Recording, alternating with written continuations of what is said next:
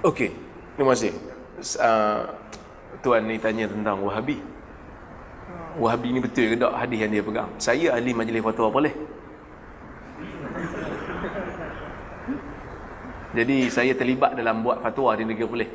Tapi tak lama, saya dilantik bulan 5 hari dia. Dan setakat ni kita dah ada lebih kurang dalam 3 kali mesyuarat.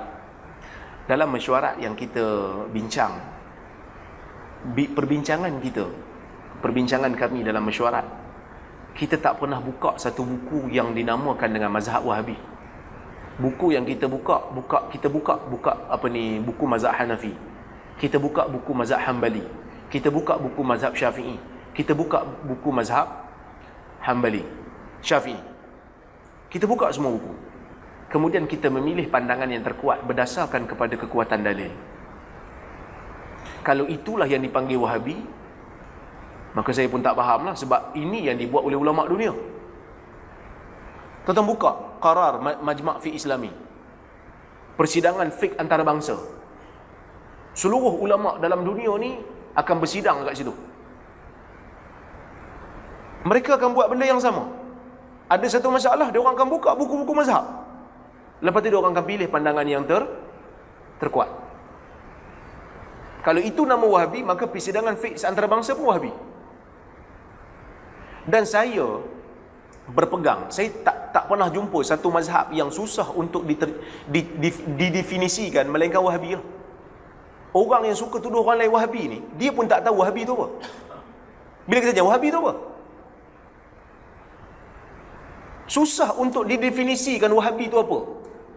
Contoh, kalau orang tu mazhab Syafi'i, siapa yang bermazhab Syafi'i? Orang yang mengikut Imam Syafi'i, clear. Siapa Hambali? Orang yang mengikut mazhab Hambali, clear. Siapa Wahabi? Ada yang kata Wahabi ni tak berkunut. Kalau tak berkunut, Hanafi pun Wahabi, sebab Hanafi tak kunut. Orang yang tak tahlil, dia kata. Kalau tahlil yang dimaksudkan tu la ilaha illallah, Wahabi pun sebut la ilaha illallah. Bahkan dalam bapa Saudi, bapa Wahabi iaitu Saudi kan, orang duk tuduh dia bapa Wahabi, bendera dia ada tahlil la ilaha illallah. Tapi kalau dia kata tahlil tu kenduri apa? Malam kematian, yang tu kitab mazhab Syafi'i pun tak bagi buat. Kitab mazhab Syafi'i tak bagi buat. Betul, kitab mazhab Syafi'i pun Wahabi. Jadi saya mencari apa definisi Wahabi. Dan saya kalau ikut tafsiran saya, Wahabi ni siapa? Wahabi ni clear tuan-tuan, mudah. Siapa yang sokong Muhammad bin Abdul Wahab, dia Wahabi. Siapa Muhammad bin Abdul Wahab? Muhammad bin Abdul Wahab ni tokoh politik yang muncul dekat Saudi. Dia bawa satu gerakan politik. Dia tengok dekat Saudi tu, dia kata kena buat perubahan sikit. Banyak sangat khurafat, banyak sangat bid'ah. Maka dia buat pembaharuan. Maka ada orang sokong dia. Dan negara Saudi berdiri di atas pandangan-pandangan politik dia. Kalau orang yang sokong Muhammad bin Abdul Wahab digelar Wahabi, saya setuju. Tapi saya pun digelar Wahabi, sedangkan saya tak pernah pun baca buku Muhammad bin Abdul Wahab. Saya tak pernah belajar kat Saudi, tapi orang panggil saya Wahabi juga. Sebab apa? Sebab saya kata hadis ni dhaif, hadis ni sahih, hadis ni dhaif. Ataupun dia kata saya ni, dia Wahabi ni bukan pegang mazhab, dia orang tak ikut ni mazhab ni. Kalau tak pegang mazhab jadi Wahabi, tuan-tuan mazhab apa? Tuan-tuan mazhab apa? Syafi'i. Betul lah? Betul mazhab Syafi'i ya? Saya tanya ni.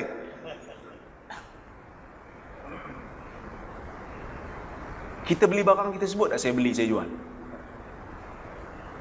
Ha? Kita beli barang kat Tesco, kita beli barang kat Michelin, sebut saya beli, saya jual? Kita pergi Dobi layan diri kan, letak masuk duit dalam tu, dalam mesin token tu, keluar token, masuk dalam tu, ada sebut saya beli, saya jual? Ada? Tak ada kan? Itu bukan mazhab Syafi'i tu. Mazhab Syafi'i tak sah tu. Imam Syafi'i sebut tak sah. Tapi kita ikut Hambali sah. Kita bayar duit zakat, zakat tak bayar pakai duit. Mazhab Syafi'i tak boleh bayar pakai duit. Bela lembu kena bayar lembu. Bawa lembu pergi jual zakat. Kita ikut Hanafi. Kita pergi bank nak beli motor. Kita ikut mazhab Maliki. Kita buat financing, Islamic financing. Kita ikut mazhab Maliki. Untuk kata janji itu wajib untuk ditunaikan, kalau tak boleh ambil tindakan mahkamah, kita ikut Maliki. Kita tempah barang, tempah seluar, tempah baju Melayu untuk raya. Ada tak kita bayar deposit je dulu? Kita tak bayar penuh. Kita pergi kedai jahit, kita bayar deposit je. Kain harga dia RM90, upah RM30, RM120 contoh. Maka kita kata bayar RM30 dulu kot. Tak bayar penuh. Sah tak ikut mazhab Syafi'i? Tak sah. Kita ikut Hanafi. Istisna. Boleh bayar penuh, boleh bayar separuh. Kita ikut Hanafi. Makna kalau tak ikut satu mazhab, jadi Wahabi. Semua kita Wahabi.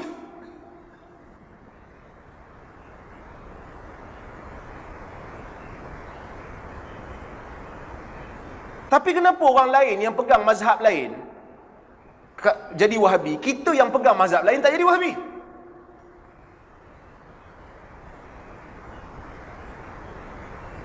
Ada orang kata, kita menentang Wahabi bukan kerana dia sebab fiqh ni, bukan sebab tak kunut ni, sebab dia orang kata Allah tu sama macam makhluk. Siapa kata?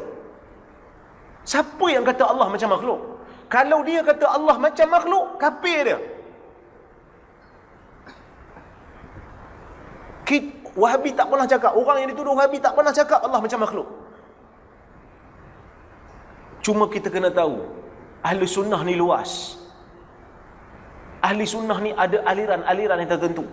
Ada aliran yang pegang macam mana yang Tuhan sebut dalam Quran, macam mana yang Nabi sebut dalam hadis. Dia orang tak takwil, dia orang serahkan maknanya kepada Allah, tapi dia orang isbatkan makna tu. Dia orang kata Allah macam tu, macam mana yang Allah sebut dalam Quran, macam itulah kami sebut. Tapi Allah tak sama dengan makhluk. Adakah dia kafir? Dengan dia tetapkan apa yang Allah Ta'ala sebut dalam Quran, adakah dia kafir? Takkan dia kafir ikut Quran. Takkan Quran boleh menyebabkan orang jadi kafir? Ada orang dia takwil. Sebab tu saya dengar seorang ustaz ceramah. Ustaz ni dia pegawai juga lah, dia buat mufti. Dia bagi ceramah, saya dengar. Dia kata, tuan-tuan, siapa yang pegang kepada zahir ayat-ayat sifat ni, boleh membawa kepada kufur. Saya bangun, saya tanya.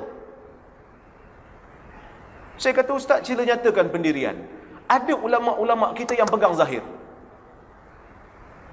seperti Ibn Rajab Al-Hambali, seperti Ibn Qudamah Al-Maqdisi. Ni ulama-ulama mazhab Hambali, yang memang Hambali terkenal ulama yang pegang dengan zahir, tetapi tidak menyamakan Allah dengan makhluk. Mereka tidak membagaimanakan Allah itu, tapi mereka tetapkan seperti mana yang Quran sebut, macam mana yang hadis sebut. Maka adakah dia kafir? Ibn Rajab tetapkan macam mana yang Allah Ta'ala sebut. Ibn Qudamah tetapkan macam mana Allah Ta'ala sebut. Adakah mereka kafir? Bahkan Ibn Abdul Bar dalam Al-Istizkar, ulama besar mazhab Maliki, juga menetapkan beberapa ayat sifat dalam kitab dia. Adakah dia kafir? Tolong nyatakan pendirian. Dia tak boleh jawab. Kalau nak kata kita kafir kerana kita memegang zahir ayat, bagaimana dengan ulama-ulama dulu?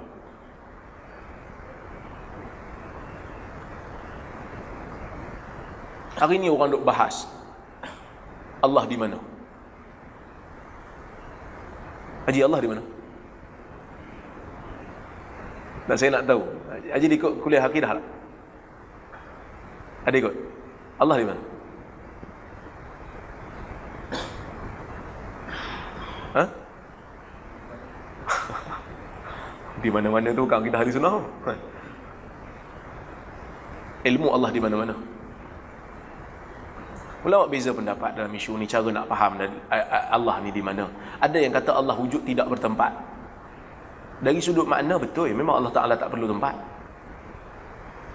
Allah lebih besar daripada tempat. Sebab tempat tu Allah Ta'ala yang cipta. Tapi ada dalil yang kata Allah di langit. Tapi bila orang mengisbatkan Allah di langit, bukan makna dia nak menempatkan Allah. Bukan nak kata Allah, langit lagi besar pada Allah, Allah memenuhi ruang langit, tahu? Bukan. Tapi dia sebut macam mana yang Quran sebut. Tuan tengok dalam surah Ghafir. Fir'aun suruh, Ya Haman ibni li sarhan la'alli ablughul asbab as-samawat fa'attali'a ila ilahi Musa. Betul ayat tu kan? Wahai Haman, benakan tangga nak pergi langit, aku nak panjat langit, aku nak tengok Tuhan Musa.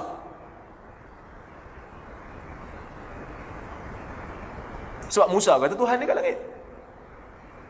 Ini bukan akidah Fir'aun. Kalau akidah Fir'aun ni tak payah panjat tangga, tak payah suruh ambil tangga sebab dia percaya dah. Ini sebab Musa kata Tuhan dia kat langit. Yang sebut ni bukan saya yang sebut, ni Imam Tabari dalam tafsir dia. Jadi kalau orang yang kata Allah kat langit jadi kafir, Imam Tabari kafir ke?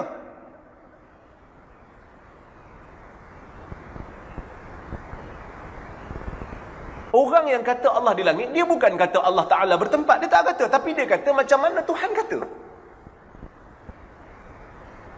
Serupa macam ahli sunnah Asy'ariyah kata. Saya bukan memusuhi Asy'ariyah. Saya tahu mazhab dalam negara ni yang dipakai yang rasmi Asy'ariyah.